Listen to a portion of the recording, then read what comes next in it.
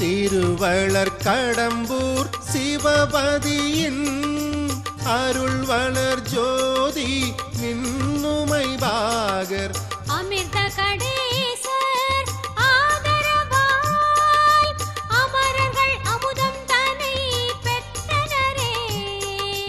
திருக்கர கோயில் சிவகணங்கள் சிவயோகம் புரிந்த திருத்தலமிதனை திருத்தமிழ் தேவார பன்னிசையால் பரவி திருவருள் பெற்றிடலாமே.